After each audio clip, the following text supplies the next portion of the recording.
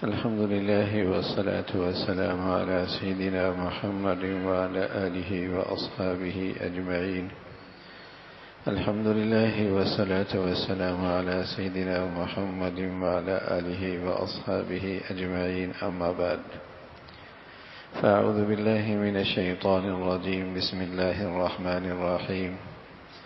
وضرب الله مثلا قرية كانت آمنة مطمئنة يأتيها رزقها من كل مكان فكفرت بأنعم الله فأذاقها الله لباس الجوع والخوف بما كانوا يصنعون.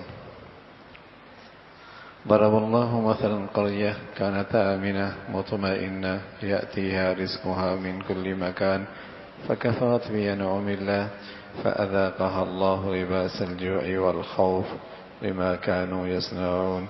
صدق الله العظيم.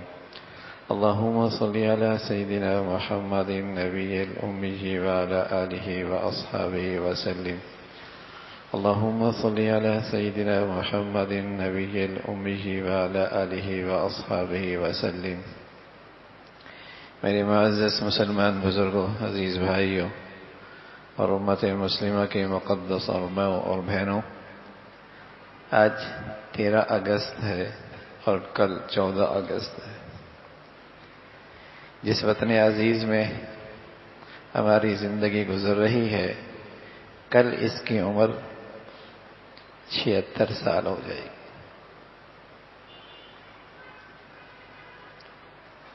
اللہ رب العزت نے یہ ملک ہمیں اور اس کا جو قیام ہے وہ رمضان المبارک اور 27ویں کی رات میں ہوا، اور کل اس کی عمر 76 سال ہوئی. اہل وطن اس موقع پہ خوشی کا اظہار کرتے ہیں، لیکن اس بات کی فکر بھی ہو کہ ہم کہاں چلے تھے اور کہاں سے چلے تھے اور پہنچے کہاں ہیں. چلے کہاں سے تھے اور ہماری منزل کہاں تھی، اور آج ہم کھڑے کہاں ہیں. (1857) اس بر صغیر میں انگریز کی حکومت تھی. 1857 سے ایک جد و جہد شروع ہوئی اس انگریز کے خلاف کہ یہ بر صغیر سے اس کا خروج ہو، یہ نکلے یہاں سے. پھر وہ قربانیاں اور جد و جہد باثمر اور با نتیجہ اس صورت میں ہوا کہ 1947 میں اللہ نے یہ وطن آزادی کی شکل میں عطا فرمایا. اس وقت کے کچھ بزرگ ایسے بھی تھے جن کا نظریہ یہ بھی تھا، اور وہ نظریہ بھی اخلاص کی بنیاد پہ تھا، کہ ہندوستان تقسیم نہ ہو، مسلمان ایک پوری طاقت کے ساتھ اس بر صغیر میں رہیں. اور پھر جو تقسیم کی یہ شکل ہے پاکستان کی، کہ عجیب تقسیم ہے کہ مغربی پاکستان اور مشرقی پاکستان کے درمیان ہزاروں میل پر ہندوؤں کی حکومت. تو ان بزرگوں کا کہنا یہ تھا کہ یہ تمہیں ہندو آرام سے رہنے نہیں دیں گے. کہاں مشرقی پاکستان اور کہاں مغربی پاکستان، اور درمیان میں ہزاروں میل پر ہندوؤں کی حکومت. تو ایسے بزرگ بھی تھے، اور وہ بھی اخلاص کے ساتھ مسلمانوں کی خیرخواہی میں ان کی سوچ اور ان کا نظریہ یہ تھا کہ مسلمان تقسیم نہ ہو، اور اگر تقسیم بھی ہو تو تقسیم کا یہ نقشہ ٹھیک نہیں ہے. دوسری طرف دوسرے مسلمان تھے اور وہ بھی اخلاص کے ساتھ کھڑے تھے کہ مسلمانوں کو ایک آزاد خطہ ملے، جہاں اسلام کے قوانین کا رواج ہو، اسلامی عدالت سے ہر شخص کو انصاف مہیا ہو، اسلامی بیت المال قائم ہو، جہاں کوئی غریب، کوئی محتاج، کوئی ضرورت مند بے سہارا نہ رہے، عدل و انصاف کے قانون کے ساتھ اس آزاد خطے میں لوگ امن اور سکون سے رہیں، وہ بھی اخلاص کے ساتھ کرے۔ وہاں بظاہر تو اس تحریک کے لوگ ایسے بھی تھے جو شکل و صورت سے مسلمان لگتے نہیں تھے،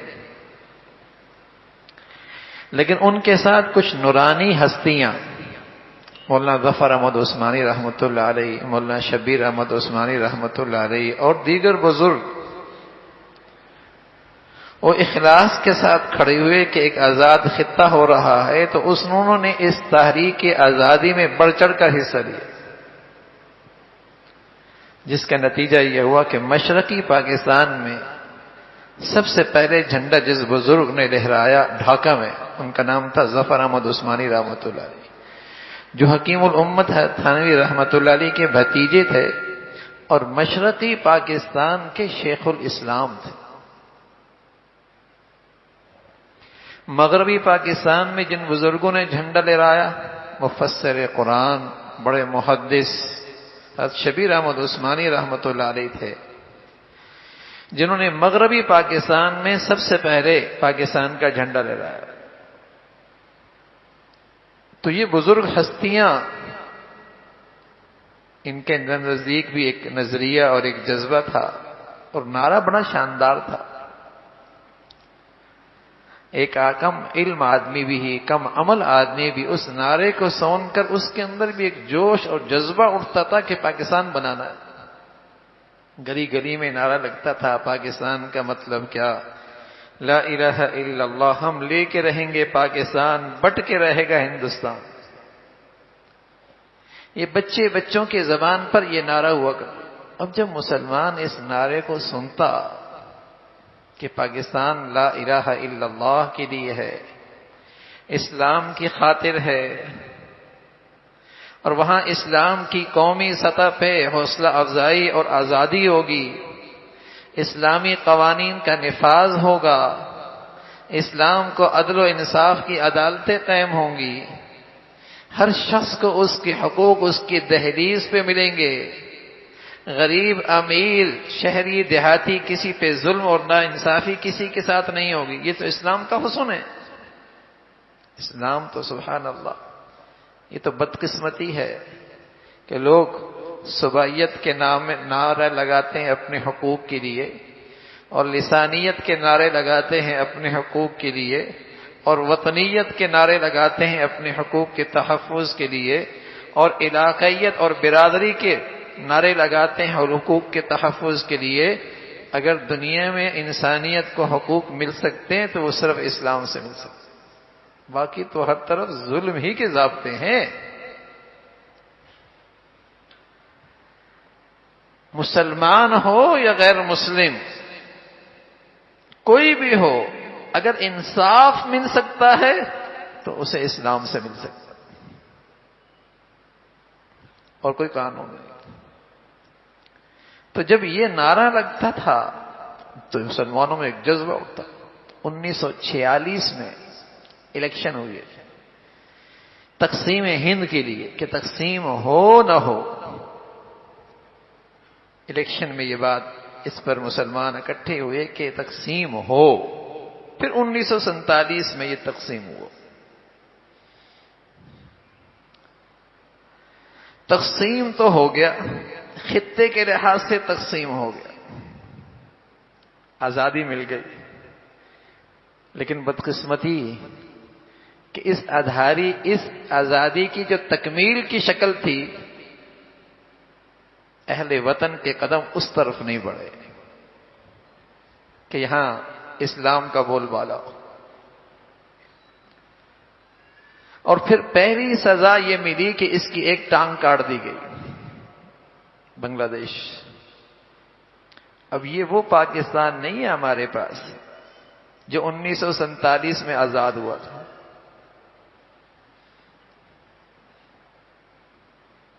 وہ پاکستان نہیں رہا.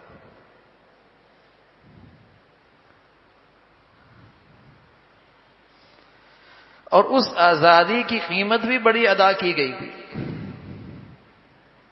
جو آزادی کے بعد رپورٹ آئی پاکستان کی ذرائع ابلاغ سے کہ اس آزادی کے موقع پہ 10 لاکھ لوگ قتل ہوئے.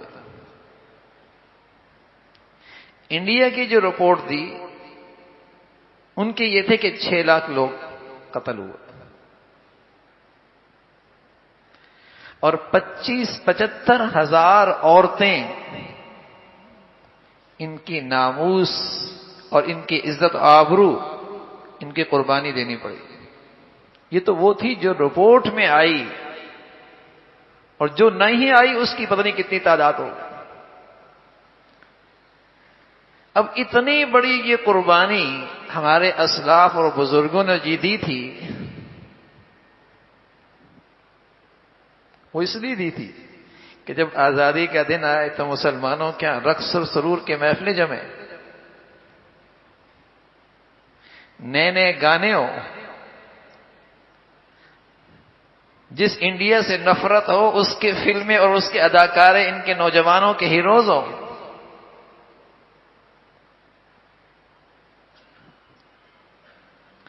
یہاں ہر برائی کی سرپرستی ہو اور نیکی اور اسلام کا راستہ روکا جائے. اتنی بڑی قربانی، یہ ساری گندگیاں تو آپ کو امریکہ میں بھی میسر ہیں، یورپ میں بھی میسر ہیں. جس ملک میں انڈیا میں رہ رہے تھے یہ ساری گندگیاں تو وہاں بھی میسر ہیں. اگر یہی کچھ کرنا تھا تو اتنی بڑی مسلمانوں نے قربانی کیوں دی؟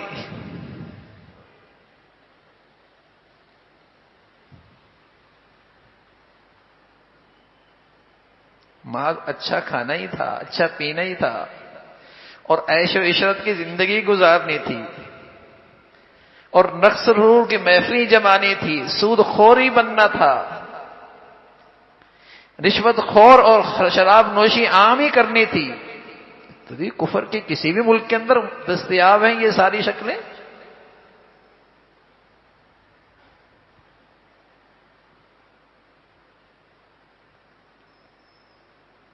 تو یہ تو قربانی ایک مقصد کے لیے تھی.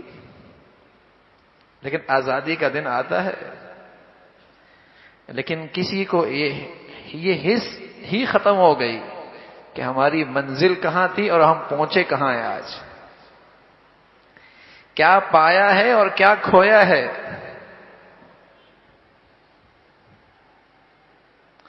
آزادی کی تکمیل ہوئی یا ادھوری ہی رہ گئی؟ اتنا بڑا حصہ ہم سے چلا گیا اور اتنی بڑی قربانی دی گئی، اور پھر بیٹیوں اور بہنوں کی ناموس کی قربانی. اس پر ایک واقعہ ہے، ناموس پر، عزت و آبرو پر. مسلمانوں کا ایک بحری جہاز یہاں جا رہا تھا کئی صدیوں پہلے. یہاں سندھ میں راجہ دہر کی حکومت تھی.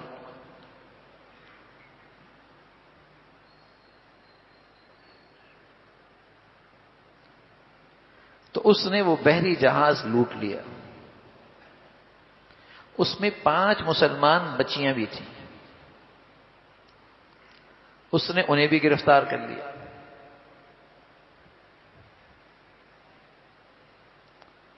ان بچیوں نے کسی طرح مسلمان حکمران جو اس وقت عبد الملک بن مروان تھے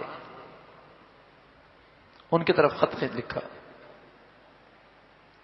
اور وہ خط اس وقت کے جو وزیر تھے اس پورے علاقے میں، حجاج بن یوسف، اس تک پہنچا. اور اس میں غیرت بھرے الفاظ تھے کہ تم عرب اور مسلمان ہو، تمہاری غیرت کہاں مر گئی ہے کہ تمہاری بہنیں اور بیٹیاں آج ہندو راجہ دہر کے ہاتھ میں گرفتار ہیں. تو لکھا کہ اسے چین نہیں آیا، بے چین ہو گئے. اس نے اپنے داماد محمد بن قاسم سے کہا کہ لشکر مرتب کرو. یہ پرجوش نوجوان جس کی عمر 18 سال تھی، ایمانی جذبے کے ساتھ لشکر مرتب کرتا ہے اور لشکر کی تیاری کرتا ہے کہ راجہ دہر سے انتقام لوں گا اور اپنی ان بہنوں کو آزاد کروں گا۔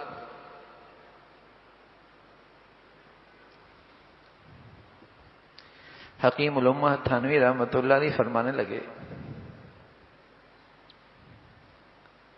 کہ وہ راجہ داہر، اس نے 5 بچیوں کو گرفت میں لیا اور وہ نوجوان ایمانی جذبے کے ساتھ اپنی بہنوں کو آزاد کرنے کے لیے نکلا۔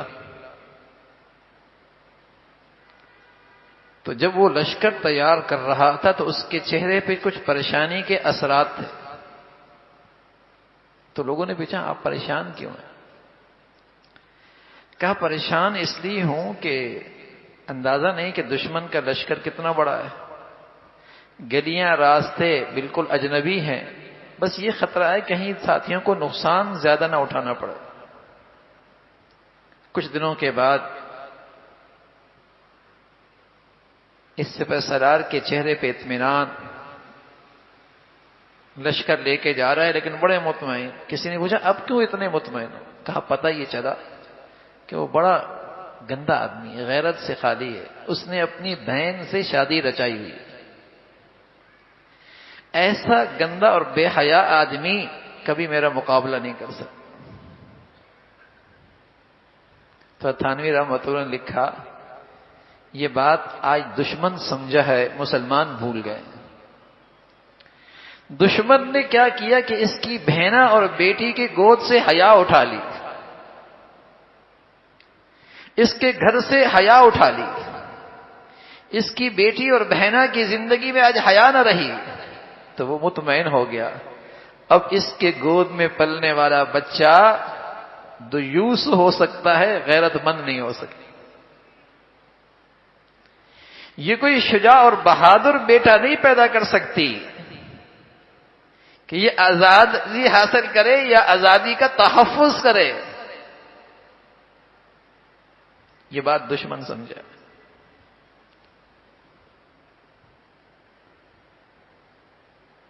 کہ جب اس بیٹی اور بہنا اور ماں کی زندگی سے حیا چلی گئی تو اس کی چھاتی سے پینے والا بچہ دودھ پینے والا بچہ باغیرت نہیں ہو سکتا،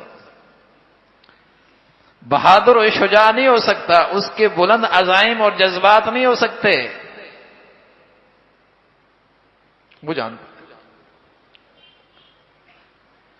تو وطن تو بنا لیکن ہم اس آزادی کا تحفظ کر سکے؟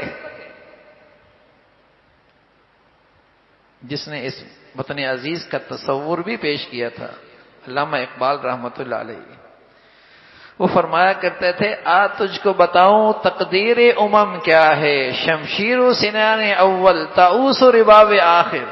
قوموں کا عروج اور زوال کا میں تمہیں بتاتا ہوں، قوموں کے عروج اور زوال کا نقشہ میں تمہیں بتاتا ہوں۔ میں تجھ کو بتاؤں تقدیر امم کیا ہے، شمشیر و سنان اول طاؤس و رباب آخر۔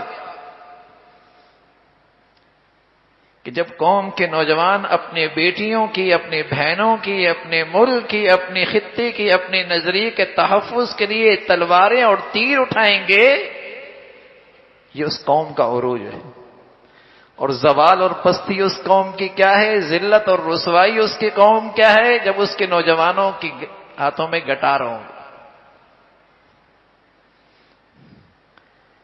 شمشیر و سنان اول طاؤس و رباب آخر۔ ذلت اور پستی اس قوم کی کیا ہوگی جب اس کے نوجوانوں کے ہاتھوں میں گٹار ہو۔ رقص و سرور کی محفلیں آپ کے تعلیمی اداروں میں تو سکھایا ہی، یہی ٹیلنٹ دکھایا، یہی ٹیلنٹ پیدا کیا جاتا نا۔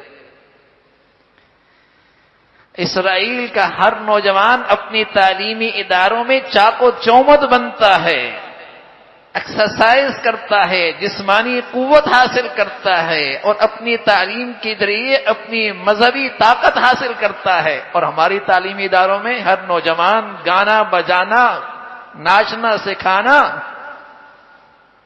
صحتیں دیکھو ان کی، شکلیں دیکھو ان کی، ان کا جسے کہیں کہ مایوسی کا حال دیکھو، ان کے دلوں کے اندر مایوسی کی کیفیت دیکھیے۔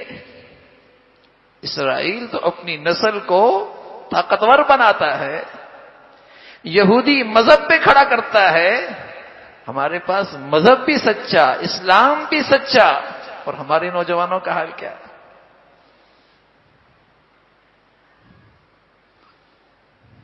ان گندگیوں میں کبھی کسی یونیورسٹی میں بیٹی محفوظ نہیں، کبھی کسی کالج میں بہنا محفوظ نہیں، کسی تعلیمی ادارے کے اندر استاد سے پروفیسر سے بیٹیاں بہنیں۔ یہ مسلمانوں کا ملک ہے، یہ مسلمانوں کے تعلیمی ادارے ہیں۔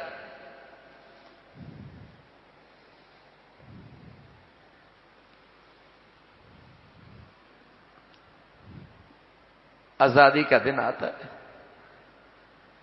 اس دن تو یہ احتساب، یہ احساس، یہ فکر عام کرنے کی ضرورت تھی کہ ہم آئے کہاں سے تھے، یہ ملک لیا کیوں تھا، ہماری منزل کیا تھی اور پہنچے کہاں ہیں۔ کتنا گھاٹا کر بیٹھے، کتنا نقصان کر بیٹھے۔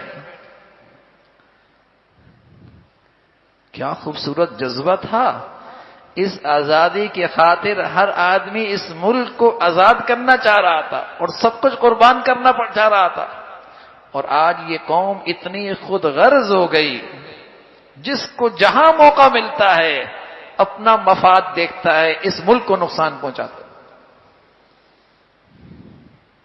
تاجر، زارے، پروفیسر، ڈاکٹر، تعلیم گاہیں، غریب امیر، جس کو جہاں موقع ملتا ہے اپنا مفاد دیکھتا ہے، ملک کا نقصان کرتا ہے۔ ملاوٹ یہ کر رہا ہوتا ہے، ڈالر یہ چھپا رہا ہوتا ہے، جس کو جہاں موقع ملتا ہے۔ جب پوری قوم کا مزاج یہ بنے گا تو حکمران تو اس سے بدتر آئیں گے، نہ پھر اس سے بڑے خود غرض پیدا ہوں گے۔ کہاں وہ آزادی کا جذبہ اور آزادی کا مقصد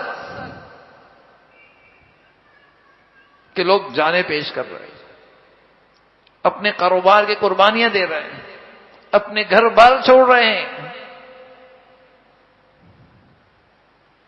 اور کہاں آج یہ ہے جس کو جہاں موقع ملتا ہے اپنے مفادات کی خاطر، اس ملک کو اس کو کتنی ضرورت ہے اسے کوئی پرواہ نہیں، وہ کہتا ہے کسی طریقے سے اس ملک سے نکل جاؤں۔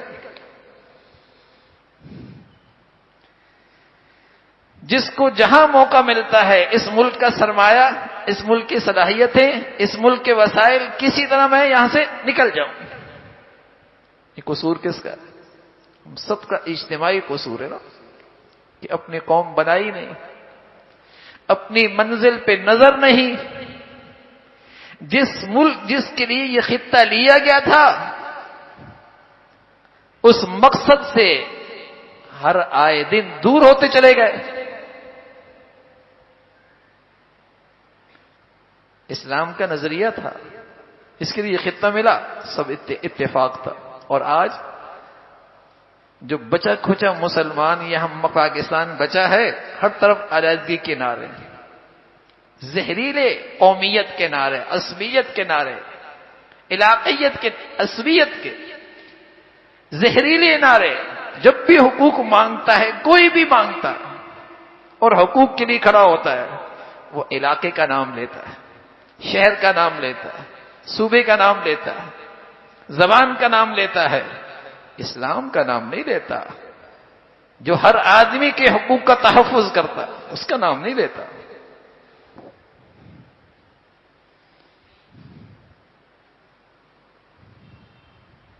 وقتی حقوق مل بھی جائیں اور لوگوں کی داد بھی مل جائے، لیکن عصبیت تو پیدا کر دی نا، عصبیت تو پیدا کر دی نا، نفرت تو لے کے آ گیا نا۔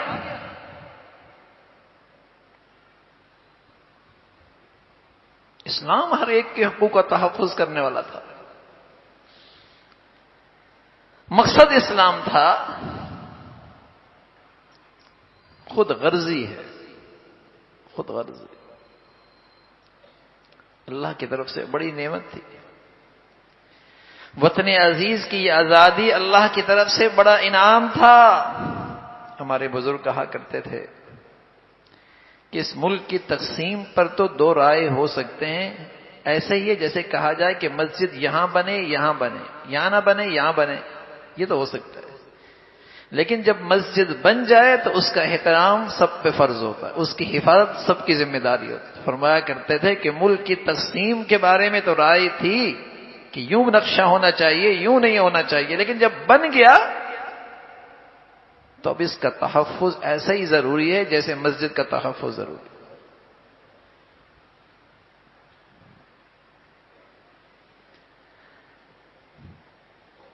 یہ اللہ نے خطہ دیا تھا، لیکن آج کی نئی نسل کو تو بیچاروں کچھ پتہ ہی نہیں ہے۔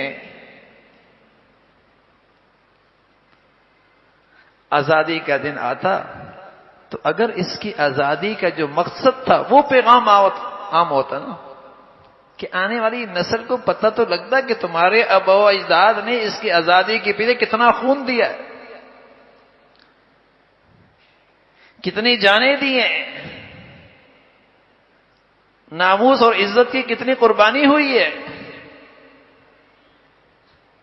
اس کے تذکرے نہیں ملیں گے کہ کس مقصد کے لیے یہ ملک لیا گیا۔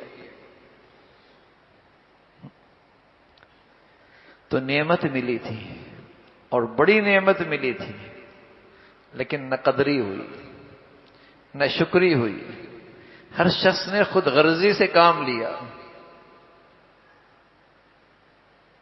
تو اللہ نے سزا دی۔ اللہ نے ایک سزا کا ذکر قرآن میں فرمایا ہے، وَضَرَبَ اللَّهُ مَثَلًا قَرْيَةً كَانَتْ آمِنَةً مُطْمَئِنَّةً وَضَرَبَ اللَّهُ مَثَلًا قَرْيَةً كَانَتْ آمِنَةً مُطْمَئِنَّةً يَأْتِيهَا رِزْقُهَا مِنْ كُلِّ مَكَانٍ۔ ایک علاقہ تھا، ایک بستی تھی، بڑی امن تھا وہاں، اور ہر شخص کے دل کے اندر بھی اطمینان تھا، باہر کے دشمن کا ڈر بھی کوئی نہیں، اندر بھی بے چینی اور بے سکونی کوئی نہیں۔ یاتیہا رزقہا من کل مکان، معاشی حالات بھی بڑے اچھے تھے، معاشی حالات بھی بڑے اچھے۔ پاکستان کا ابتدائی دور دیکھیں، سبحان اللہ، ہاں، اس کی معیشت کتنی مضبوط تھی، اس کی گندم اور اس کے اندر سے نکلنے والے خزانے دنیا میں برآمد ہوتے تھے۔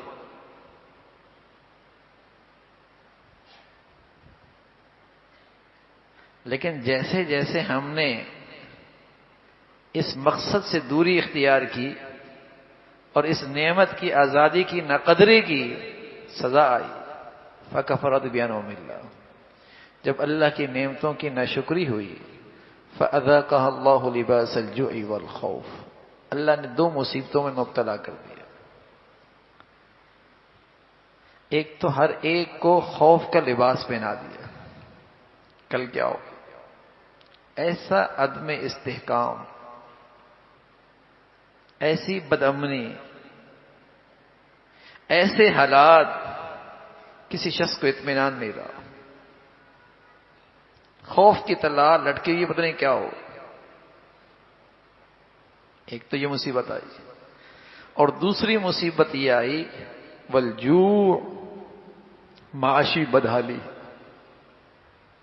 ہر آدمی کے اندر فقر، ہر آدمی محتاج، خوشحال بھی ہے لیکن معاش کی فکر اسے بھی لگی، وہ بھی پریشان ہے۔ تو ایسا لگتا ہے قرآن کی آیت ہمارے ملک کے لیے بھی آئی ہے، کہاں امن اور کہاں اطمینان رہا۔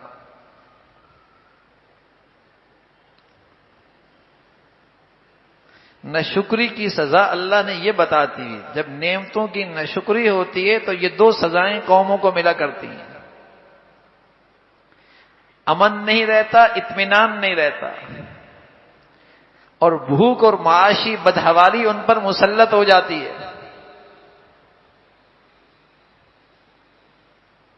جب نعمتوں کی ناشکری ہوتی ہے، کچھ نعمتیں ہوتی ہیں نا، کچھ نعمتیں ہوتی ہیں انفرادی، جیسے انفرادی نعمتوں میں سب سے بڑی نعمت ایمان ہے.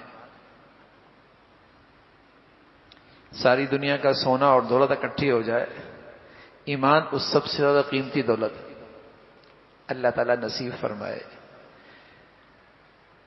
اور اس کی حقیقت تک اللہ رب العزت ہم سب کو اس کا نور نصیب فرمائے. دوسری نعمت انفرادی، تندرستی. کہتے ہیں تندرستی 1000 نعمت ہے. اللہ حفاظت فرمائے. السر ہو جائے، بہت ساری چیزیں نہیں کھا سکتے، کبھی میٹھا نہیں کھا سکتے، کبھی کچھ اور نہیں کھا سکتا، لیکن تندرستی یہ تو ساری نعمتوں سے فائدہ اٹھاتا ہے. تندرستی 1000 نعمت. یہ بھی انفرادی نعمت ہے. لیکن ایک اجتماعی نعمت، قومی نعمت. قومی نعمت کیا ہے؟ کہ قوم کو ایک آزاد خطہ ملے جہاں وہ امن اور اطمینان کے ساتھ، سکون اور چین کے ساتھ اپنے مقصد حیات پر زندگی گزار سکے. یہ اللہ کی بڑی نعمت، یہ قومی نعمت. لیکن جب ان نعمتوں کی نہ شکری ہوتی ہے نہ قدری ہوتی ہے، چاہے وہ انفرادی ہو چاہے وہ قومی ہو، تو اللہ کی طرف سے تنبیہ ہے کہ پھر عذاب بھی آتا ہے، پھر ناراضگی کی شکلیں بھی آتی ہیں کہ خوف کا لباس پہنا جا جاتا ہے، بے چینی اور بے سکونی مسلط کر دی جاتی ہے، اور اندر کا فقیر اور معاشی بدحالی ان پر مسلط ہو جاتی ہے. فَأَذَاقَهَا اللَّهُ لِبَاسَ الْجُوعِ وَالْخَوْفِ. اور فرمایا یہ ایسی نہیں آتی، بِمَا كَانُوا يَصْنَعُونَ، جو بویا اسے کاٹ رہے، جو بویا اسے کاٹ رہے.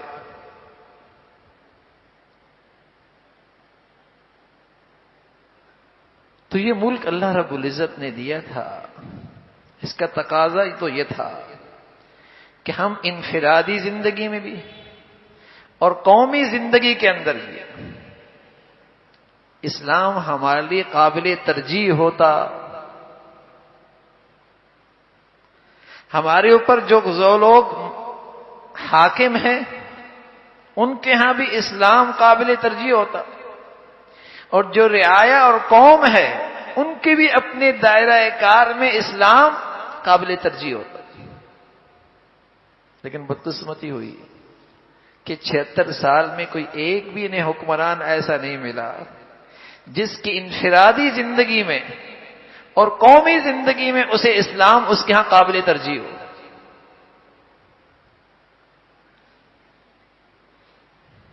نہ اس کی ذاتی زندگی میں نہ اس کی قومی زندگی میں اسلام اس کے لیے قابل ترجیح ہو.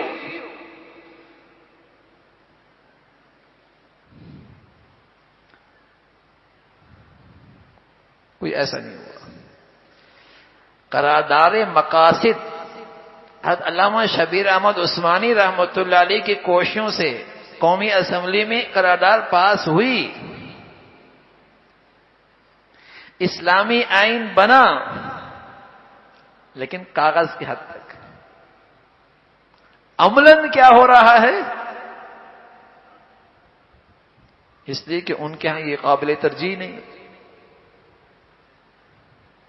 جب وہ اپنی انفرادی زندگی میں، اپنی انفرادی ماحول میں اسلام اس کے ہاں قابل ترجیح نہیں، تو قومی زندگی میں وہ اسلام کیسے نافذ کرے گا؟ اور یہی حال قوم نے زیادتی کی.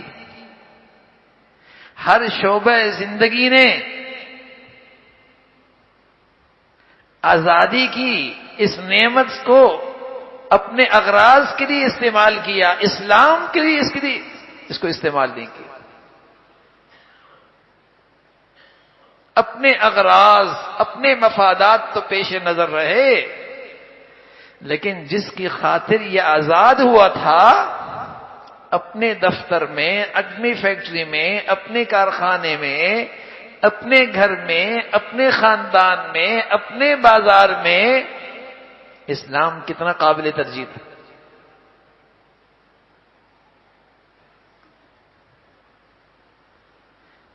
تو جب اس انداز سے اس آزادی کی نہ شکری ہوئی اور نہ قدری ہوئی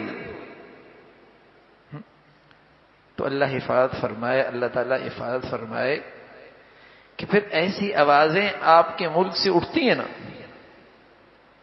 کہ کیا ضرورت تھی گورے انگریز کو بھگانے کی، کہ ہمارے اوپر تو کالا ہی انگریز مسلط ہے اس کے بعد سے. پھر ایسے آوازیں اٹھتی ہیں نا کہ یہ ملک تو کوئی رہنے کی جگہ ہے. پھر آج کا نوجوان کہتا ہے نا اس ملک میں رکھا کیا ہے. پھر یہ غلط سوچ پروان چڑھتی ہے نا کہ اس ملک میں ہم نے رہ کے کیا کرنا ہے. یہ سب غلط سوچیں پروان چڑھتی ہیں. پھر کیوں؟ اسلام سے بے وفائی ہوئی، اپنی نئی نسل کی اسلام کے مطابق تربیت نہیں کی، اور اسلامی قوانین سے ہم نے روگردانی کر رکھی ہے جس کی ہمیں یہ سزا مل رہی ہے، جس کی نحوست ہم دیکھ رہے ہیں. اس ملک کی بقا اور اس ملک کا استحکام اور اس ملک کی ترقی اسلام سے وابستہ. اور اللہ حفاظت فرمائے اگر اسلام کو اس ملک سے الگ کر دیا گیا تو اس ملک کا وجود خطرے میں. جو ہماری پہلے ٹانگ کاٹی گئی، بنگلہ دیش جدا ہوا، کیوں ہوا؟ لسانیت. اور اسلام میں اس لسانیت کی کوئی گنجائش نہیں تھی. قومیت اور اسلام میں قومیت کی کوئی گنجائش نہیں ہے. اور آج بھی جو آپ کے ملک کے اندر انتشار ہے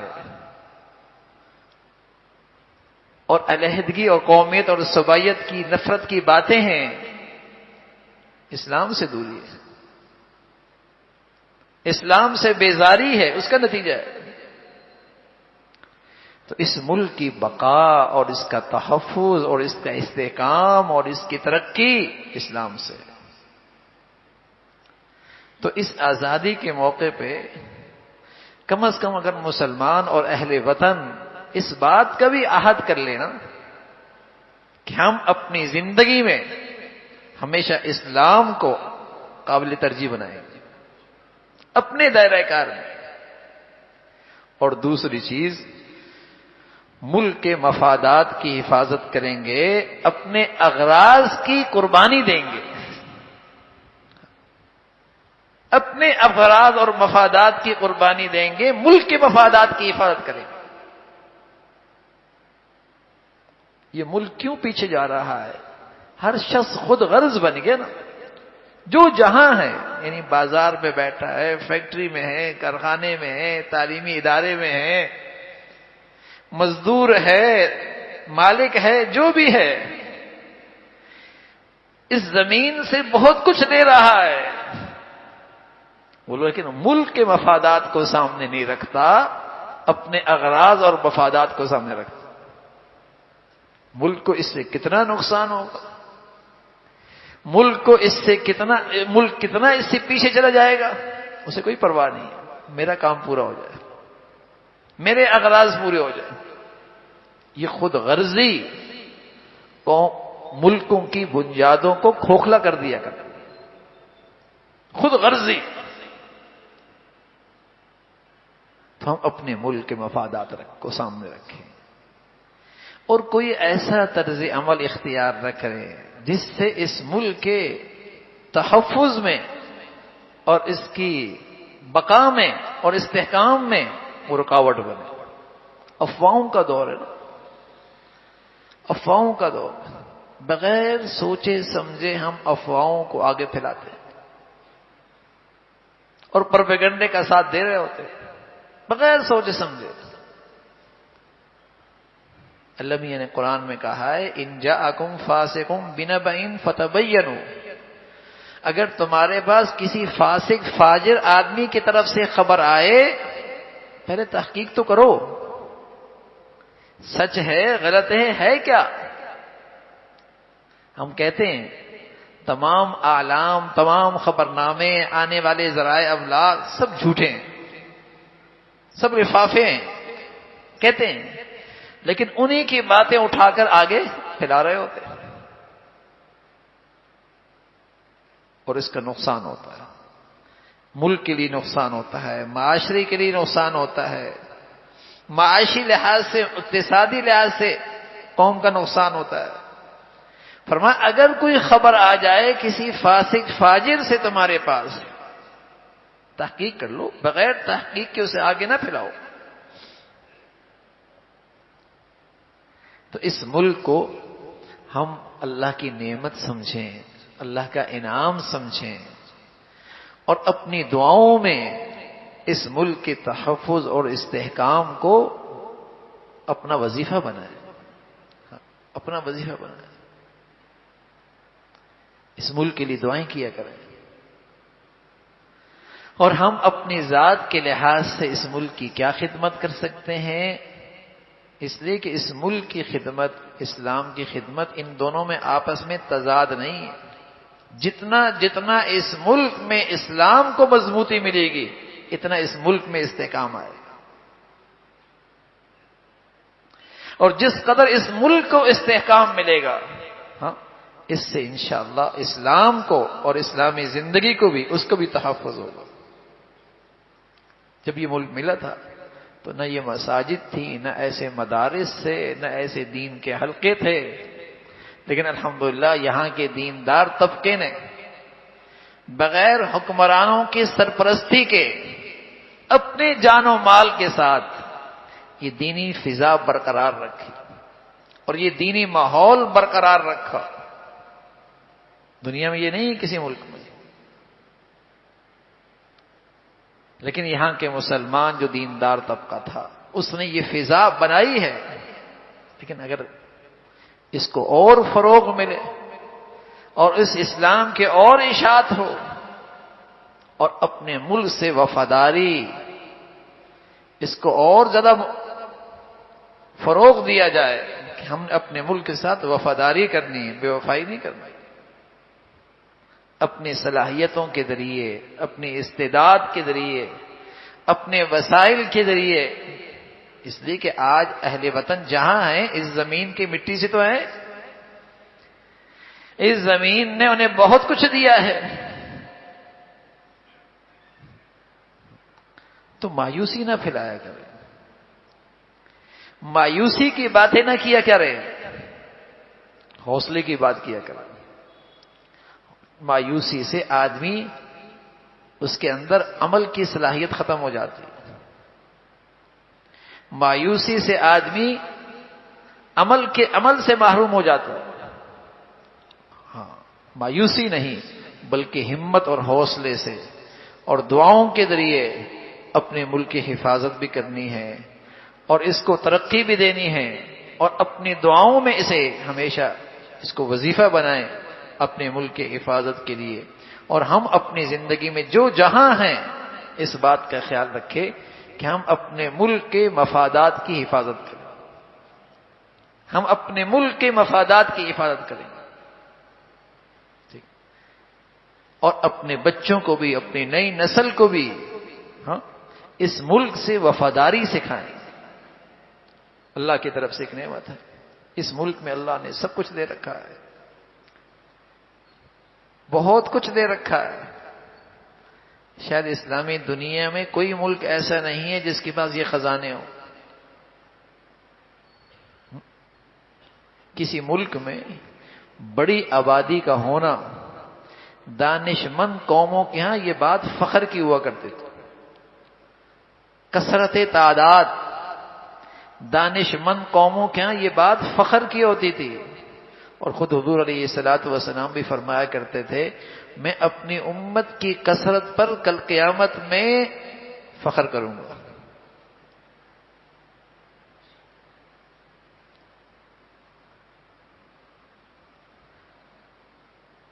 تعداد کی کثرت، اور پھر ہمارے پاس صرف تعداد کی کثرت نہیں، 60-70% نوجوان ہیں جو کسی قوم کا بڑا سرمایہ ہوتا ہے۔ اور پھر اللہ رب العزت نے ہمیں عسکری قوت اور طاقت دے رکھی ہے، پھر خطہ زمین ایسا ہے سبحان اللہ، جہاں سورج بھی نکلتا ہے، چاند کی روشنی بھی ہوتی ہے، جس کے زمین میں بھی خزانے ہیں، جس کے سمندر اور دریاؤں میں بھی خزانے ہیں، جس کے پہاڑ بھی بادریات سے بھری ہوئی ہیں۔ کون سا ایسا ملک ہے؟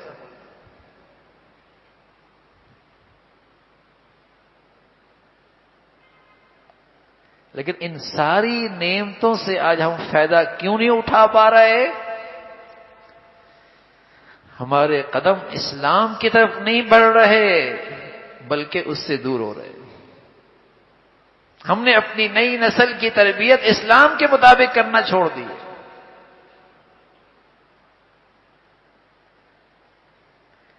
اس لیے ہر شعبہ زندگی میں آج جو بگاڑ ہے، نااہلی ہے، بددیانتی۔ ہر شعبہ زندگی میں اور قومی اداروں میں جو آج بگاڑ ہے، نااہلی ہے اور بددیانتی ہے۔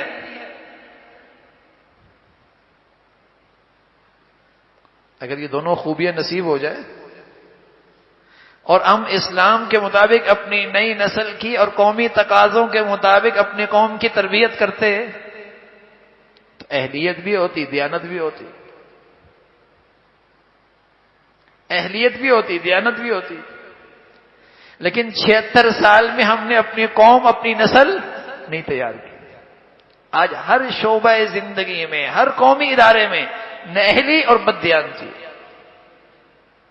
ان سارے وسائل کے باوجود آج ہم ان بے رحم دشمنوں کے شکنجے میں ہیں، ان کے سودی قرضوں میں جکڑی ہوئی ہے، جنہیں ہمیں ہماری آزادی اچھی نہیں لگتی، جنہیں ہمارا مذہب اچھا نہیں لگتا، جنہیں ہمارا اسلام پسند نہیں ہے، جنہیں ہمارے دینی شعائر اچھے نہیں لگتے، ان بے رحم دشمنوں کے زیر قرضوں تلے ہم آج دبی ہوئی ہیں، اور ہم چاہ رہے ہیں کہ ان کے زیر سایہ ترقی حاصل کر لیں۔ کتنی بدنصیبی ہے اور کتنی کم عقلی ہے۔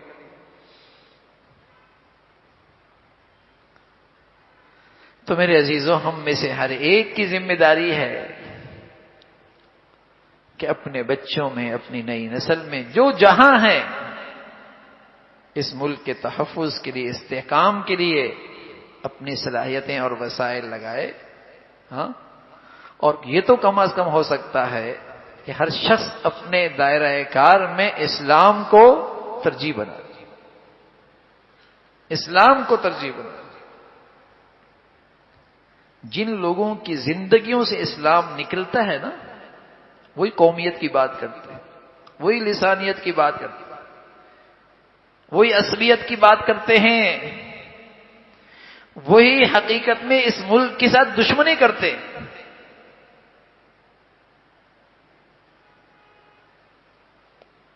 جس کی زندگی میں دینداری ہے، اسلام ہے، یقین جانے وہ تو آج بھی اس ملک کے لیے اپنا سب کچھ قربان کرنے کے تیار ہے۔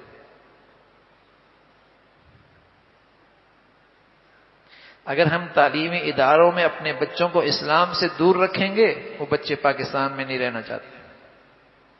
اور جن تعلیمی اداروں میں بچوں کی تربیت اسلام کے مطابق ہو رہی ہے، ذرا وہاں بھی جا کے سروے کریں، وہ سب پاکستان کی خدمت کرنا چاہتے ہیں۔ جن تعلیمی اداروں میں ہم نے اسلام کو دور کر رکھا ہے، ان بچوں سے جا کے پوچھیے، وہ پاکستان میں نہیں رہنا چاہتے، وہ کہتے ہیں پاکستان کو رہنے کی جگہ ہے۔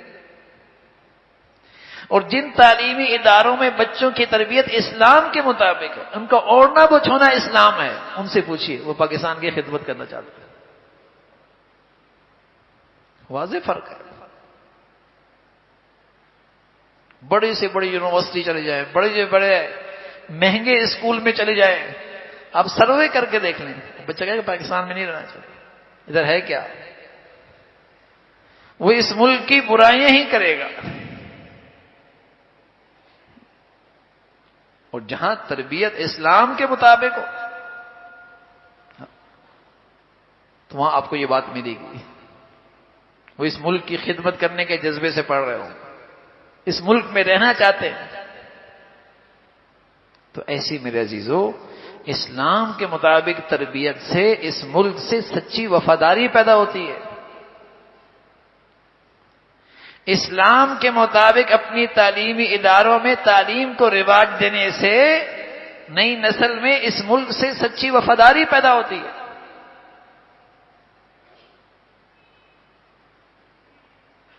قومیں اپنے ملک کی حفاظت اور استحکام کے لیے سب سے زیادہ توجہ اپنی تعلیمی اداروں پہ دیتی ہیں. قومیں اپنے ملک کی اور اپنی آزادی کے تحفظ کے لیے سب سے زیادہ توجہ اپنے تعلیمی اداروں میں دیتی ہیں، اپنی نئی نسل کو بناتی ہیں. لیکن اللہ حفاظت فرمائے، ہمارے ہاں جو سب سے زیادہ چیز ناقابل توجہ ہے وہ تعلیمی ادارے.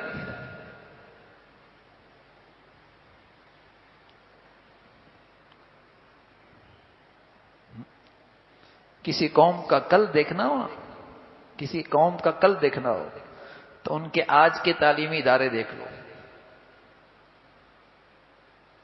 کسی قوم کا کل دیکھنا ہو اس قوم کے آج کے نوجوان دیکھ لو، اندازہ ہو جائے گا اس کا کل کیسے آنے والا ہے اور ان کا کل کیسا آنے والا ہے، اور کل ان کی قومی باغ دوڑ کن کے ہاتھوں میں جانے والی ہے، اندازہ ہو جائے گا. قومیں اپنا آزادی کا تحفظ اور اپنے ملک کے تحفظ کے لیے اپنی نئی نسل کی تربیت، اس کے اندر اپنے نظریہ جو مقصد حیات اور اپنے ملک کی وفاداری، ان خطوط پر اپنی نسل کی تربیت کرتے ہیں.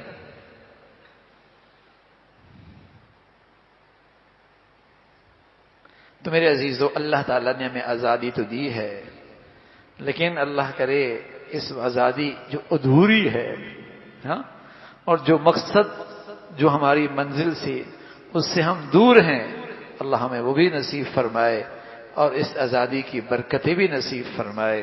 اور جو اللہ نے جرح سا ملک عطا فرمایا، اللہ تعالیٰ اس کی ہمیشہ حفاظت فرمائے اور ہماری زندگیاں اور وسائل اس ملک کی حفاظت اور استحکام کے لیے اللہ کریم قبول فرمائے.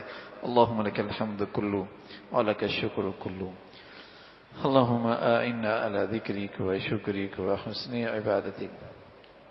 اللہم اعنا علی ذکرک و شکرک و حسن عبادتک. اللہم اعنا علی ذکرک و شکرک و حسن عبادتک. لا الہ الا اللہ الحلیم الکریم سبحان اللہ رب العرش العظیم. نسألك موجبات رحمتك وعزائم مغفرتك والغنيمة من كل بر والسلامة من كل إثم. اللهم لا تدع لنا ذنبا إلا غفرته ولا هما إلا فرجته ولا حاجة هي لك رضا إلا قضيتها يا أرحم الراحمين. يا حي يا قيوم برحمتك نستغيث أصلح لنا شأننا كله ولا تكلنا إلى أنفسنا طرفة عين. يا حي يا قيوم برحمتك نستغيث أصلح لنا شأننا كله ولا تكلنا إلى أنفسنا طرفة عين. اے مولا کریم، جو کچھ کہا سنا عمل کی توفیق نصیب فرما. ایمان والی، عافیت والی، صحت والی زندگی عطا فرما. اے مولا کریم، تمام حاضرین حاضرات، سامعین سامعات کی تمام جائز حاجات کو پورا فرما، مشکلات کو آسان فرما، پریشانیوں کو ختم فرما. ہم سبھی کو عافیت والی، صحت والی، ایمان والی اپنی پسند کی زندگی نصیب فرما، اپنی پسند کی موت نصیب فرما. اے مولا، بری صحبت سے اور برے لوگوں سے اور بری نظریات سے اور بری سوچ سے، برے ماحولوں سے ہماری اولادوں کی حفاظت فرما. یا ارحم الراحمین، اپنی عطا کردہ نعمتوں پر دل و جان سے شکر گزاری نصیب فرما. اے مولا، اپنی عطا کردہ نعمتوں پر دل و جان سے شکر گزاری نصیب فرما. اے اللہ، اجتماعی انفرادی نعمتوں پر شکر گزاری نصیب فرما. نہ شکری سے محفوظ فرما، نعمتوں کی نہ قدری سے محفوظ فرما، احسان فراموشی سے محفوظ فرما. مولا کریم، زندگی بھر اپنی نعمتوں کی شکر گزاری نصیب فرما. احسان شناسی نصیب فرما، نعمتوں کا جو تقاضا ہے اس پہ عمل کی توفیق نصیب فرما۔ اے مولا کریم بری موت سے، برے حالات سے، اے مولا کریم موذی امراض سے، ہسپتالوں کی زندگی سے محفوظ فرما۔ یا ارحم الراحمین ہمیشہ حلال عطا فرما، برکت والا عطا فرما، حرام سے محفوظ فرما، ہماری اولادوں کو حرام سے محفوظ فرما، حلال میں آسانی پیدا فرما، برکت عطا فرما۔ یا ارحم الراحمین اپنے فضل سے ہمیں اپنے بچے بچیوں کی تعلیم اور تربیت اور زندگی کے صحیح فیصلے کرنے کی توفیق عطا فرما، ہمیں اپنے بڑوں کے لیے عزت کا باعث بنا، صدقہ جاریہ بنا، اور ہماری اولادوں کو ہمارے لیے صدقہ جاریہ اور باعث عزت بنا۔ اے مولا اپنے فضل سے اولادوں کی نافرمانیوں سے محفوظ فرما، اولادوں کے آزمائشوں سے محفوظ فرما، انہیں اپنا بھی والدین کا فرما بردار بنا۔ اے مولا کریم انہیں اپنا بھی والدین کا فرما بردار بنا۔ یا ارحم الراحمین اپنے فضل سے ہمارے ملک کو سلامتی عطا فرما، اسے استحکام نصیب فرما، اسے اہل لوگ مخلص لوگ عطا فرما، پوری امت مسلمہ کو اے مولا کریم ظالموں سے اور بے دینوں سے اور جہلاء سے نجات نصیب فرما۔ یا ارحم الراحمین مسلمانوں میں ایمانی اسلامی اخوت کو زندہ فرما، مسلمانوں میں اسلامی بھائی چارے کو عام فرما، رنگ نسل وطن علاقے نفرتوں کی جتنی شکلیں ہیں مسلمانوں کو اس سے نفرت نصیب فرما، اس سے محفوظ فرما۔ اے مولا کریم دین کی خدمت کی جتنی شکلیں تیرے ہاں مقبول ہیں سبھی کی حفاظت فرما، کام کرنے والوں کی مدد اور نصرت فرما، ہم سبھی کو اسلام کے تقاضے اور وطن عزیز کے جو تقاضے ہیں اے اللہ اس پہ آنے کی توفیق نصیب فرما، اسلام کے جو حقوق ہیں اور وطن عزیز کی اس آزادی کے تقاضے ہیں اے اللہ اسے پورا کرنے کی توفیق عطا فرما۔ مولا کریم اس آزادی کی نعمت کی قدردانی نصیب فرما، اے مولا اس نعمت کی شکر گزاری نصیب فرما، اے اللہ اس آزادی کی حقیقی طور پہ اور عملی طور پہ اے اللہ اس کے تقاضے پورا کرنے کی توفیق عطا فرما، اور ہمیں اپنی زندگی میں اور قومی زندگی میں اسلام کو قابل ترجیح بنانے کی توفیق نصیب فرما۔ اے اللہ ہر حال میں اسلام پہ عمل کرنے کی توفیق نصیب فرما، اور ہمیں قومی سطح پہ اے اللہ اسلامی قوانین کی نعمت نصیب فرما، اسلامی اسلام کے نفاذ کی نعمت نصیب فرما۔ اے مولا کریم ہمارے گناہوں اور ہماری بدعملیوں کی وجہ سے اس نعمت سے اس ملک کو محروم نہ فرما، اے مولا اس عظیم سعادت سے اس ملک کو محروم نہ فرما، اے مولا کریم اس ملک کو ظاہری باطنی ترقی عطا فرما، اے اللہ ہر قسم کی بدامنی سے اور دہشت گردی سے انتشار اور افتراق سے اس ملک کی حفاظت فرما، یہاں ایمان ہدایت کی فضاؤں کو عام فرما، ہماری زندگیاں اور وسائل اس ملک کے لیے قبول فرما، اے مولا اس ملک کو دین دشمنوں سے اور ملک دشمنوں سے محفوظ فرما، جو یہاں بے دینی کو اور بے حیائی کو اور اے مولا کریم یہاں فروغ دے رہے ان کے شر سے اس ملک کو محفوظ فرما، اے اللہ ان کے فتنوں سے اس ملک کی حفاظت فرما۔ یا ارحم الراحمین اس ملک کو ہر قسم کی خطرات سے محفوظ فرما، اسے استحکام نصیب فرما، اپنی قدرت سے مولا کریم اور اپنی شان سے مولا کریم اس ملک کے لیے اچھے فیصلے اور اچھے اللہ حالات پیدا فرما، اور ہر قسم کی بدامنی سے اور ہر قسم کے عدم استحکام کی شکلوں سے اس ملک کو محفوظ فرما۔ ربنا تقبل منا انك انت السميع العليم وتب علينا انك انت التواب الرحيم، وصلى الله على سيدنا محمد وعلى آله واصحابه اجمعين برحمتك يا رب۔